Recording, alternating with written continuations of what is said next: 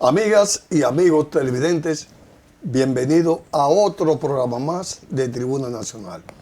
Hoy nos acompaña el profesor José Jara, quien es miembro del Comité Ejecutivo Central del Partido de la Fuerza del Pueblo, la FUPU, y además es vicepresidente magisterial. Con él vamos a hablar temas importantes de política y de educación. Pero antes vamos a unos mensajes comerciales.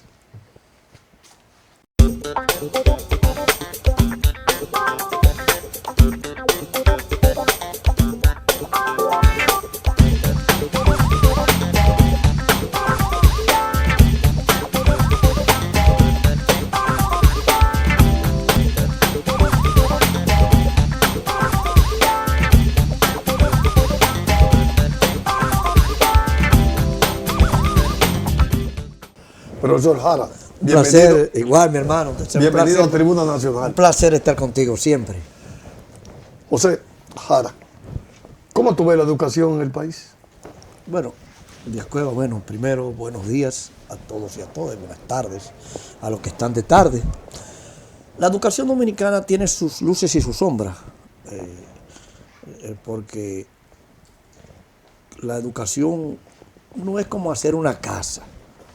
La educación ya tiene otras implicaciones, porque es trabajando con los seres humanos, es la formación del ser humano, o sea, no es tan estricta. Sin embargo, la educación dominicana, a pesar de los pesares, ha avanzado.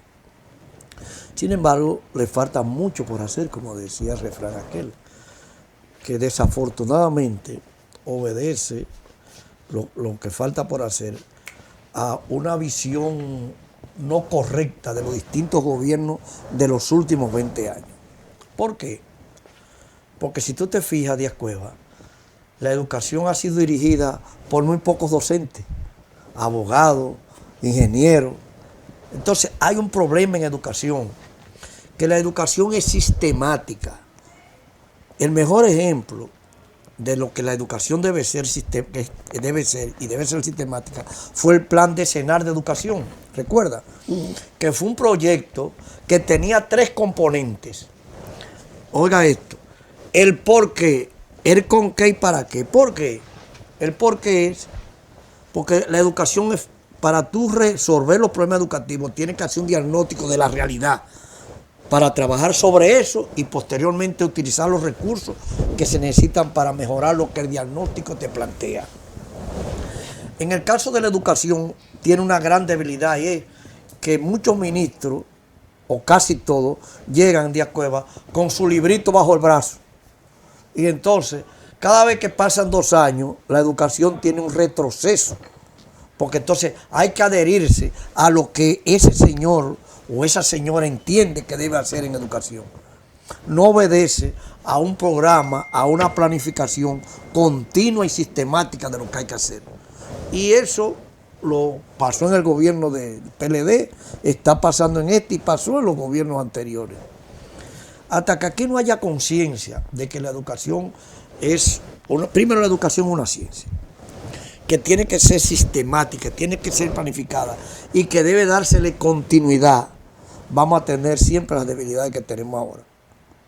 Y fíjate que la educación en el 97 tuvo un gran avance con la ley 66-97. Una ley del 97, mira los años que tiene, y hoy no se ha llegado a cumplir con parte de la ley. Más de 30 años. Sí, sin embargo esa ley está tan actualizada que hoy hay que hacer cosas que la contemplaron en el 97. Por ejemplo. ¿Ese fue el plan decenal? Sí. Por ejemplo, la educación antes del 97, los nombramientos de los maestros eran por favoritismo y hasta semianalfabetos. Esa ley planteó que para usted ingresar a la carrera docente tenía que ser licenciado y a través de un concurso de oposición. Que tú ahí demostrar tus competencias y tus capacidades. Y eso iba para los maestros, directores de escuela, directores regionales, directores de distrito. Esa parte nada más se ha cumplido entre los maestros y directores de escuela. Por lo tanto, los directores de distrito, directores regionales y técnicos no lo están haciendo. Ahora, ¿qué genera eso, Díaz Cueva? Un problema de gerencia educativa. La gran debilidad de la educación dominicana es gerencia. ¿Por qué? Porque uno que te va a dirigir, que te va a ayudar a mejorar, no puede saber menos que tú. Pues ¿cómo te ayuda? No te puede ayudar. Y esa es la gran debilidad. Llegó Roberto con su librito, por ejemplo, en este gobierno. Después llegó el de Santiago. Y ahora llegó Decán, de abogado. Entonces, ¿qué pasa con ese aspecto, con la educación? Que ahí hay ya hay un estancamiento en los planes de desarrollo de educación. Y si tú te fijas, históricamente, los malos de educación tienen años siendo lo mismo. Falta de maestros, falta de aulas, falta de inmobiliario, falta de los libros de texto, falta de sobrepoblación escolar, falta de inscripción, es lo mismo. Entonces, eso se llama planificación. Porque el que no planifica ya llegó, dice un refrán. Hoy, por ejemplo, el censo del 23 nos dice que aquí hay 1.100 y pico, 1 millón y pico de niños entre 0 y 5 años. ¿Tú sabías eso? ¿Qué dice la ley?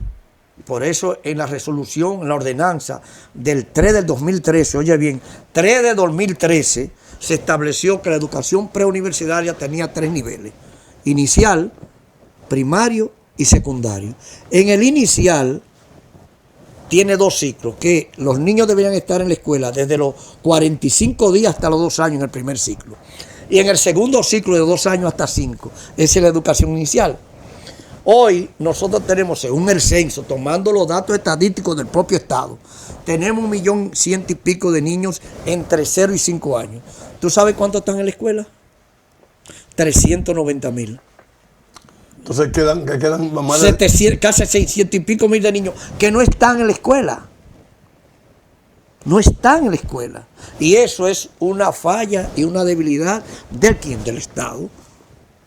Hoy, nosotros debíamos tener todos esos niños en esa escuela de los CAIPI, cumpliendo ese primer y segundo ciclo, para que cuando entre a primaria tengamos ya una persona con la formación y las competencias necesarias para seguir ese ciclo. Pero eso es un gasto alto económicamente para el Estado. Sí, porque tú sabes que los maestros, los docentes son docentes especializados, deben ser 2, un titular y un suplente. Están las condiciones físicas de inmobiliario, de las condiciones de las escuelas, de todo un programa, pero que podía hacerse. ¿Y sabe desde cuándo está contemplado eso? Desde el 2013. ¿Cuántos años hace? 12 años. ¿No son? ¿Y los recursos de esos, dónde están? En el 4%. Por ejemplo, nosotros tenemos INAFOCAN, que tiene que ver con la preparación de docentes. Si tú te fijas, hay muchos recursos, millones de recursos, que ahí se han subutilizado o se han utilizado para nada. Perdónenme la palabra. Parte de esos recursos, si tú lo viabilizaras para hacer aulas y para preparar maestros para atender ese primer ciclo de educación inicial, hoy no tuviéramos ese déficit y esa falta de aulas y de niños en el aula de más de 600.000. Más de 600. Pero que a esa institución no le corresponde eso. ¿A quién? No, lo que pasa es que se llama CAIPE, es el programa. No, yo digo no, al instituto ese que tú No, dices, yo lo que te digo es que se le está dando recursos que vienen del Ministerio de Educación para la preparación de los maestros, que pueden modificarse los presupuestos que van a esa área bueno. y habilitarlo para esta prioridad para mí más que esa otra. Para mí en lo personal es más prioritario. ¿Por qué? Porque yo he sido un crítico, y me perdona la gente de INAFOCAN, de cursos que no son sobre la base de un estudio actualizado de las necesidades. Por ejemplo, para que lo entiendan, nosotros estamos ahora en lo que se llama evaluación de desempeño del magisterio. ¿Qué es la evaluación de desempeño? Ahí se van a ver las competencias profesionales de los docentes. ¿Para qué? Es verdad que el Estado lícitamente le da un incentivo, pero el objetivo de eso es determinar las competencias, las debilidades de los maestros para hacer planes y programas de fortalecimiento para corregir esas debilidades, para la postre o al final eso redunde en beneficio de calidad de la educación. Si tú haces cursos sin un estudio, sin un diagnóstico, sin la necesidad, es una cantidad de millones desperdiciados. Con lo que yo no estoy de acuerdo. Sí, sí, es verdad. Entonces, razón. Para tú desperdiciarlo en eso, habilítalo en hacer guarderías, como queremos llamarlo, o espacios para ese núcleo de estudiantes, que es un derecho que lo contempla la ley 6697. Sí. Y fue un derecho y una obligación del Estado. Del Estado. No solo en la ley, sino que en la ordenanza 0313, oye, del 2013, lo ordena. Entonces, esas son de las partes, de las debilidades. Sí. Que tiene el sistema educativo, que no sé por qué. No, si hay planificación, todo eso se puede resolver. ¿Por qué? Porque resulta... Porque es lo mismo todos los años, sí, falta de aula. Es la misma, si tú ves las denuncias, es lo mismo. Falta de docentes, falta de aula, falta de inmobiliario, falta de escuela, escuela medio construida, otra que la han construido. Es la misma denuncia. Y además, en educación hay un departamento para todas esas cosas. Sí. Tú tienes, por ejemplo, ahora infraestructura escolar, que se está descentralizada ahora.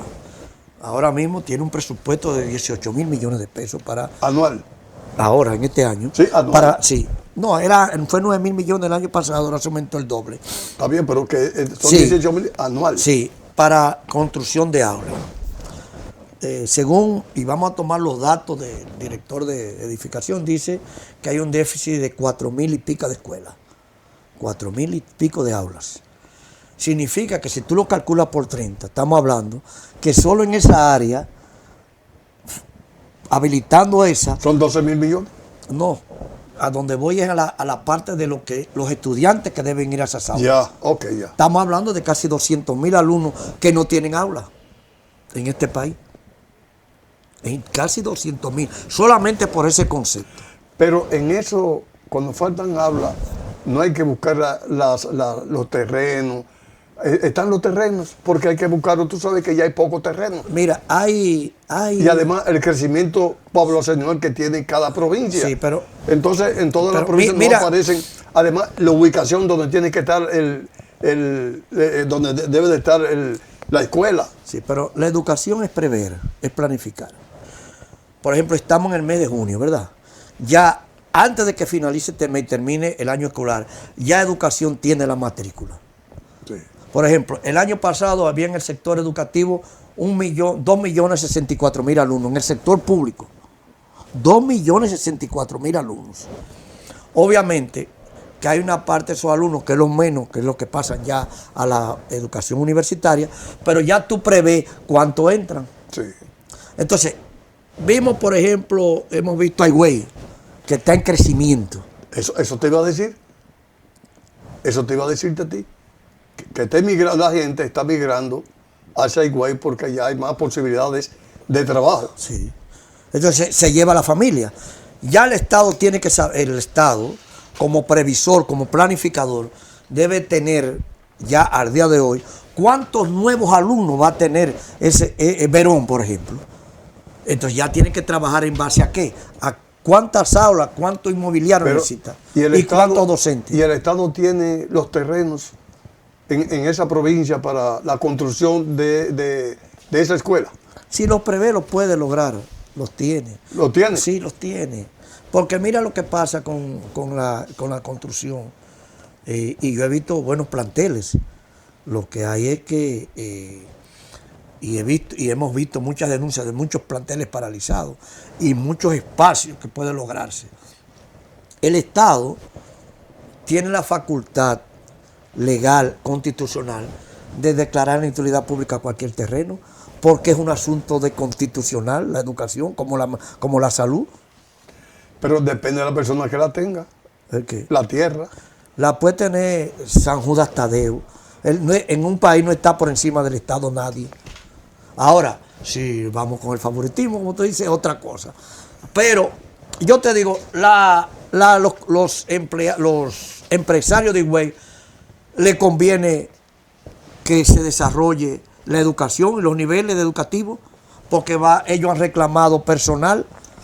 Yo te voy a decir esto, y de Roberto Fulcar tenía un programa buenísimo, que eran los politécnicos de acuerdo al área. Sí. O sea, ¿qué tú haces en Higüey un politécnico dando agricultura? No, el turismo. El turismo es los camareros, es cocinero, es bartender. O sea, preparar ese personal que se necesita ahí. ¿Por qué tú haces en San Juan hablando de hotelería? O sea, ya lo que es agricultura. Así es. Va. Bien, Jara y amigos televidentes, vamos a unos mensajes comerciales para luego seguir con esta interesante entrevista con el profesor José Jara, quien es dirigente del PL de la Fuerza del Pueblo y profesor.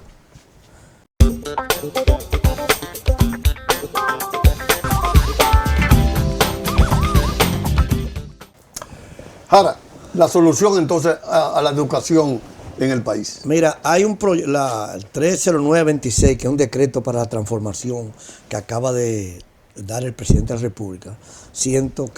Pienso que es un error. La educación tiene que involucrar a todos los sectores, porque cuando hay un sector que no está de acuerdo, hay dificultades. Es que el dominicano es difícil, el consenso. Pero se logra.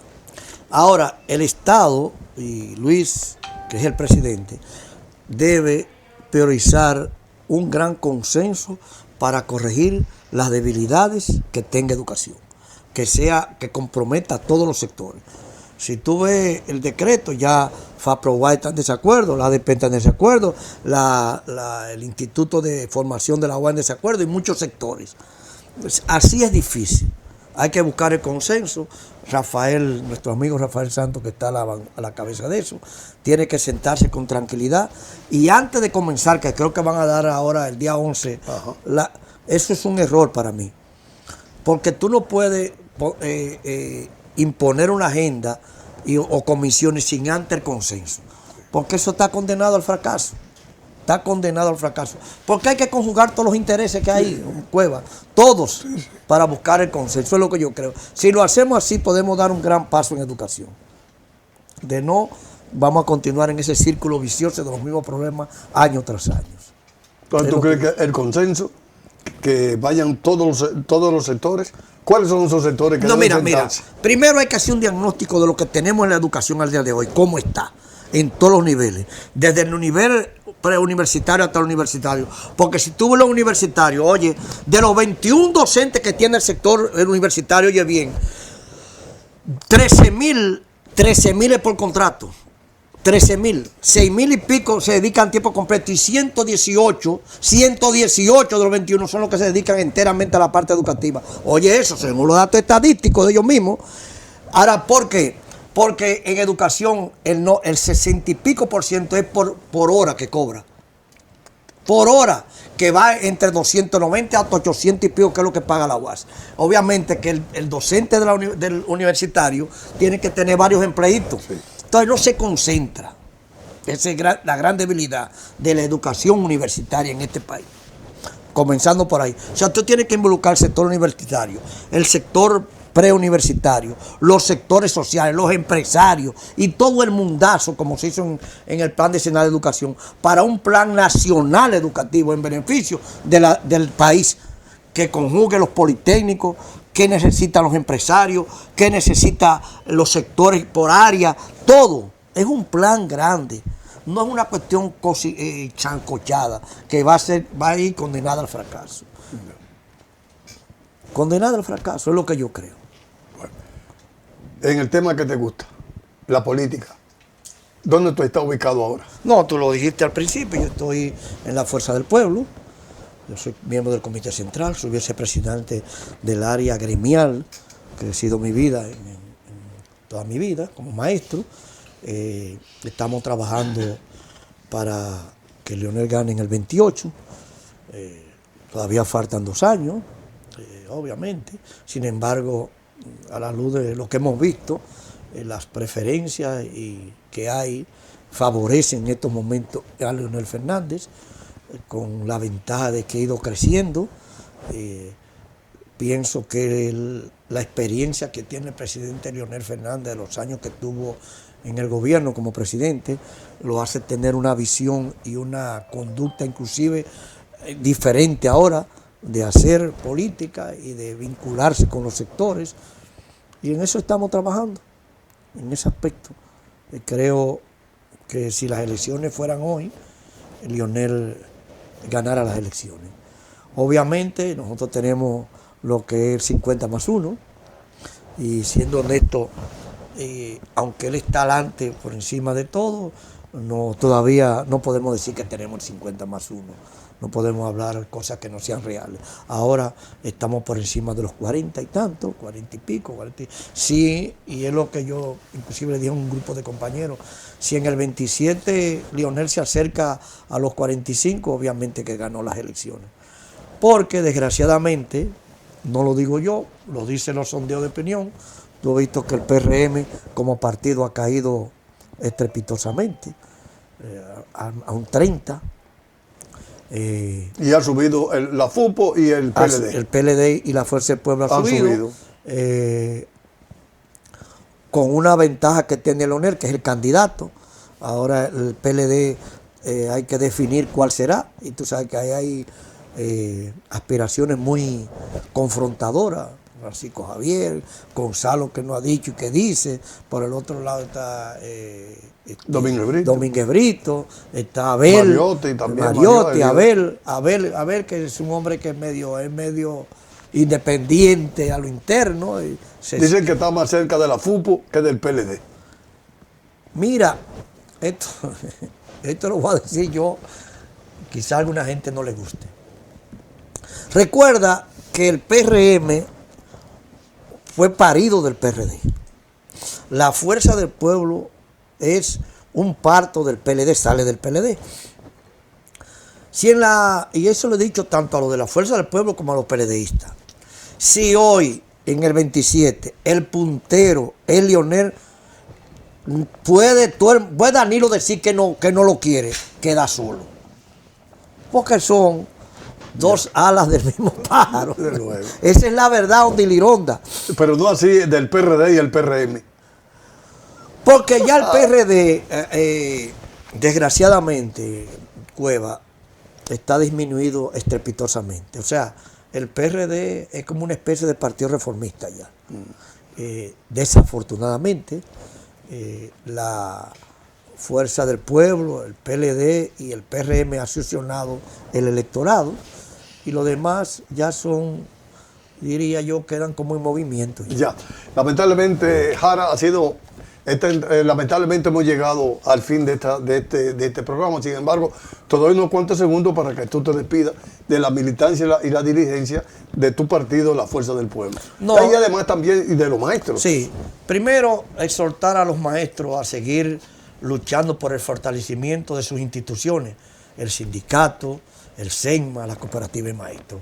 Esas son las instituciones que representan al magisterio, con todas sus debilidades, pero más fortaleza que debilidades. Y en términos partidarios, exhortar a la militancia, a la dirigencia de la Fuerza del Pueblo a seguir trabajando por la estructuración, la captación y el fortalecimiento del partido, que es lo único que garantiza que en el 28 ganemos el gobierno con Leonel Fernández. Amigas y amigos televidentes, hoy estuvo con nosotros el profesor José Jara, quien es vicepresidente de la Fuerza del Pueblo y dirigente magisterial. A ustedes, como siempre, les damos las gracias y yo espero que estén conmigo en otro programa más de Tribuna Nacional.